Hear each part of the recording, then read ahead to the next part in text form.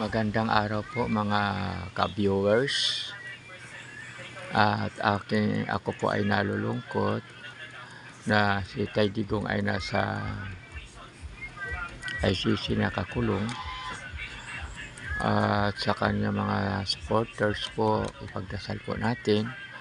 At sana po wag na po tayo mag-away-away na tayo'y kapwa Pilipino. Magtulungan na lang po tayo sa dami po ng problema ng ating bansa, na dapat magtulong na lang po tayo at magsuporta sa ating butihing presidente Bongbong Marcos, kasi nakikita po naman na ang ating presidente ngayon na ginagawa po niya na para po sa ating mamamayan at sa ating bansang Pilipinas na magkaisa, nagkasundo, hindi po tayo nga nag-away-away.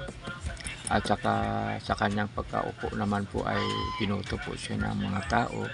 Sa Diyos po natin ang kanyang panunungkulan sa ating bansa, na sana po ay tayo ay magkakaisa, nagtutulungan.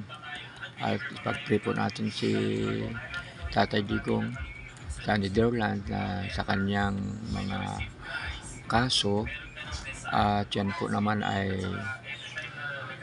tinutulungan naman po ng ating presidente na kayo ay magkaroon ng mga rally, na sa ginagawa nyong ganyan ay dapat wala naman pong gulo, walang away, para magkaisa na lang po tayo. Kaya po yan po ang aking panawagan. Sa Diyos po natin, ng Panginoon po ang maghuhusga po kung siya pa o makauwi dito sa ating bansang Pilipinas, kasi wala pong imposible.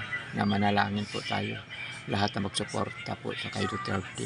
Idaan po natin sa panalangin, wag po nating kalabanin po ang ating Pangulong Marcos, kasi ginagawa po niya para po sa kaunlad po ng ating bansa, para po yun sa ating lahat. Kaya po sana yan po ang aking panalangin, na makaisa na lang po tayo, magdadamayan, suportaran na lang po natin ang ating presidente, para hindi naman po nakakaya sa ibang bansa na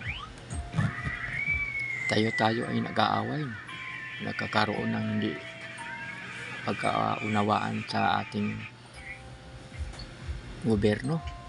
Kaya ang panawagan ko po ay sana po magkaisa na lang po tayo. Isa Diyos po natin yung problema ni Tatay Digong. Ipag-pray na lang po natin sa Panginoon, kasi wala pong imposible sa Panginoon.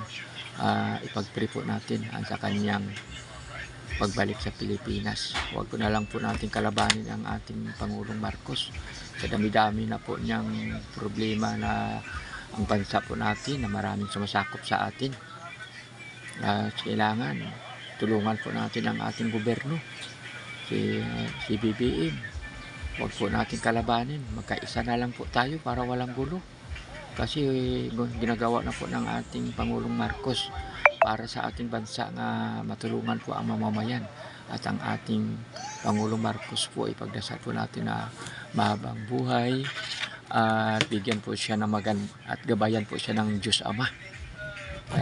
Ipagdasal po natin na magkaisa po tayong lahat, kasi maganda po yon, mabilis po mag-unlad ang ating bansa pag tayo po ay nagkakaisa, para hindi po tayo pagtawanan ng ibang bansa na tayo lang po ay nagkagulo.